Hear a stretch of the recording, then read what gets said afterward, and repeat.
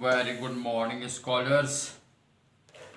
चलिए 12th class state board account साझेदारी partnership, उसमें हम चैप्टर पढ़ रहे हैं रिटायरमेंट ऑफ अ पार्टनर। ठीक है, साझेदार का अवकाश ग्रहण या साझेदार की निवृत्ति। उसका कल हमने बेसिक क्वेश्चन कुछ देखे थे, अब वही एक्सरसाइज की न्यूमेरिकल्स देख रहे हैं हम।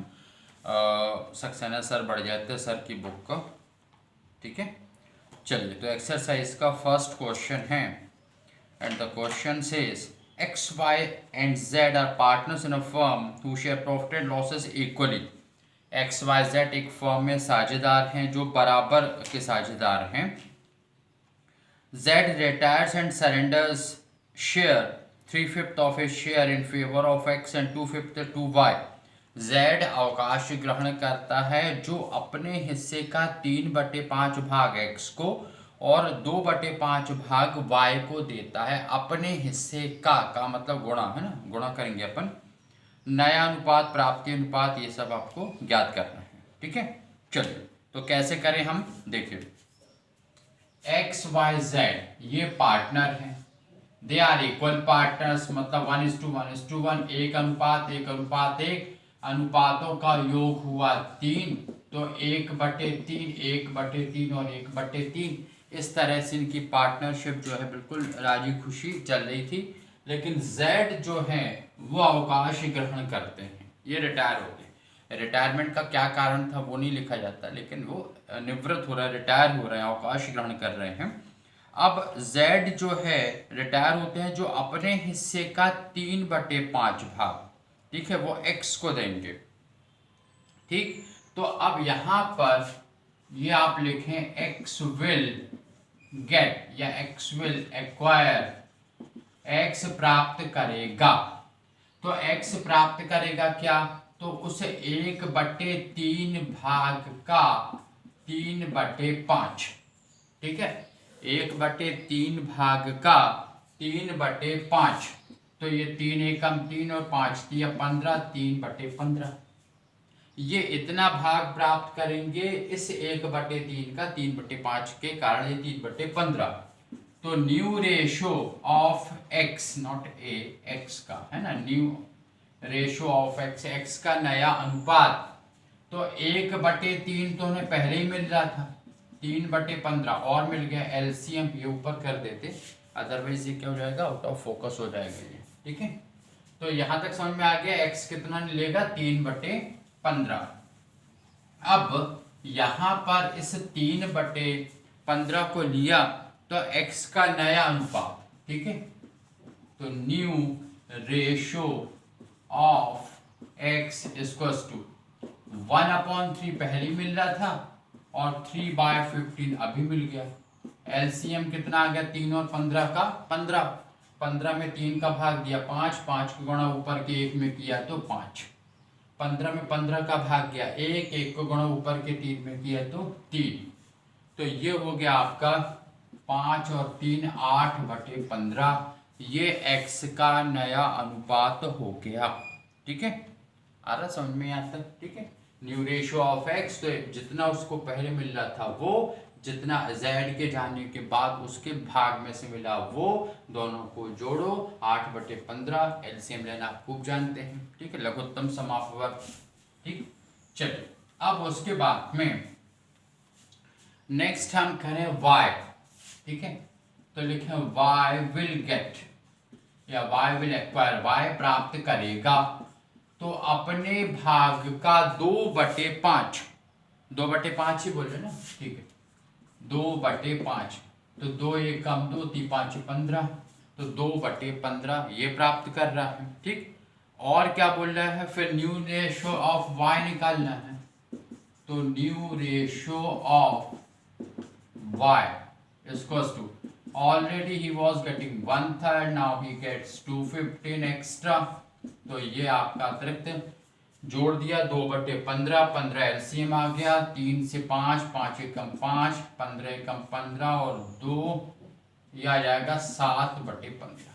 ठीक है, 7/15 ये y का नया अनुपात, दोनों में 15/15 आ गए। इस तरह से वो 8/15 और 7/15 को हम लिख सकते हैं 8:7। ठीक है, ऐसा बिल्कुल लिखा जा सकता है 8:7 या 8/15 और 7/15। अब साथ में इन्हें और क्या पूछ लिया है कि गैनिंग रेशियो निकालो। तो गैनिंग, सैक्रिफाइसिंग ये तो आप खूब जानते हैं।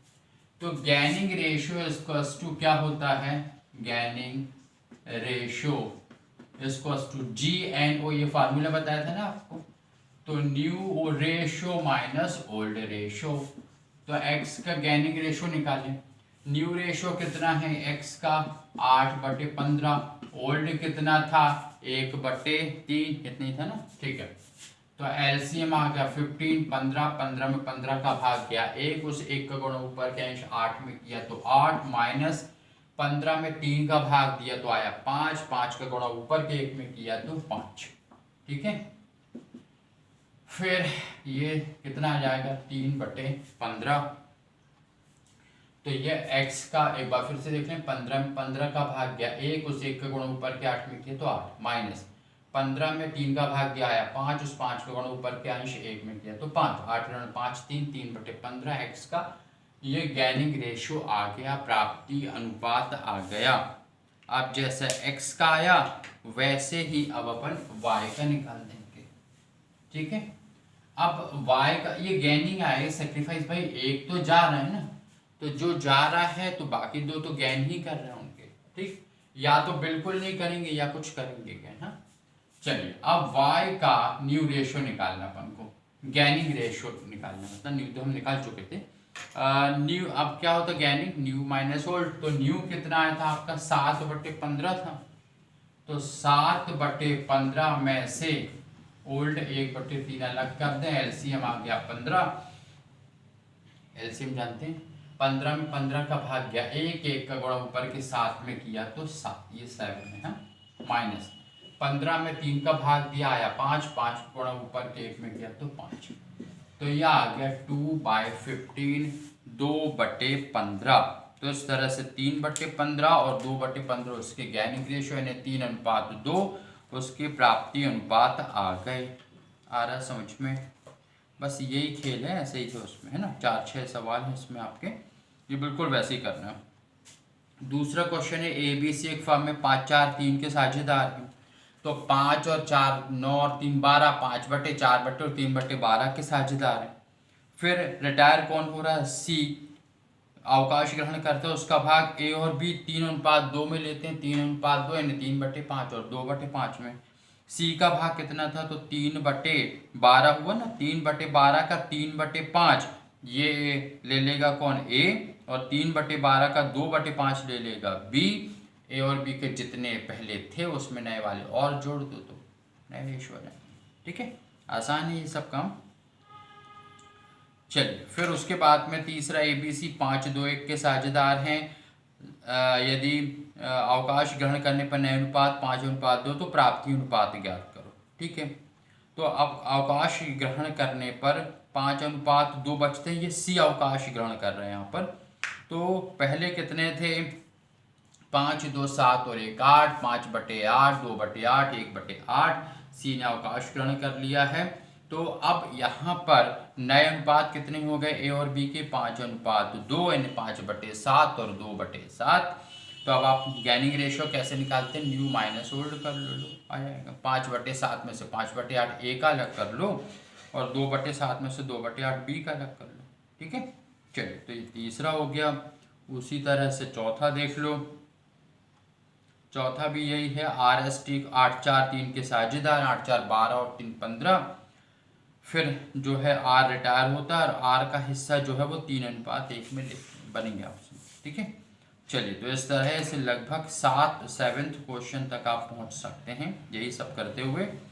फिर 8th क्वेश्चन से अब हमारी जर्नल एंट्री शुरू होती है। जर्नल एंट्री में कैसे करना है सवालों को, तो वो अब हम नेक्स्ट क्लास में आपको बताएंगे। आ रहा है समझ में? ठीक है, थैंक यू।